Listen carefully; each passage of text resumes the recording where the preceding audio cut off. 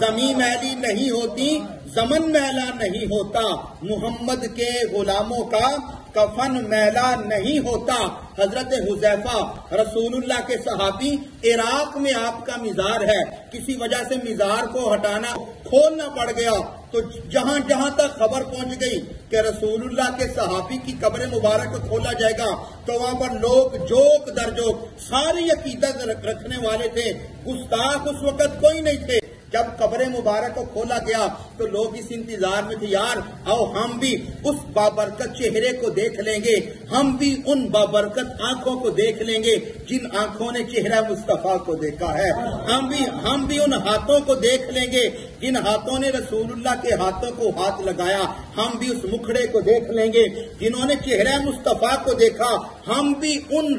جو نا وہ خد و خال کو دیکھیں گے جن پر رسول اللہ کی نگاہیں پڑی ہیں۔ اور میرے دوستو، جس چہرے پر میرے آقا کی نگاہ پڑی ہے، ذرا خیال کریں وہ چہرہ کتنا خوبصورت ہو۔ کیا تو اس وقت کے جو سائنسدان تھے غیر مسلم، وہ بھی آئے کہ ہم بھی ٹیسٹ کریں گے نا، مسلمان بڑی بڑی باتیں کرتے ہیں، تو کہتے جب قبر مبارک کھولی گئی، جب کفن ہٹایا گیا، جسم کو دیکھا گیا، یوں ہی لگ رہا تھا کہ ابھی آرام فرما رہے ہیں، یوں ہی لگ رہا تھا کہ ابھی آرام فرما رہے ہیں۔ اور وہ جو غیر مسلم جو تھا، جب اس نے آپ کی آنکھ سے یہ پردہ ہٹا کر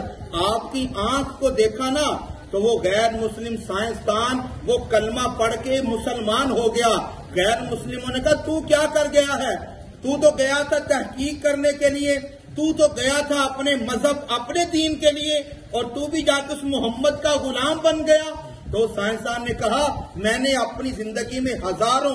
لاکھوں آنکھوں کا معائنہ کیا، آنکھوں کا جو ٹیسٹ کیے،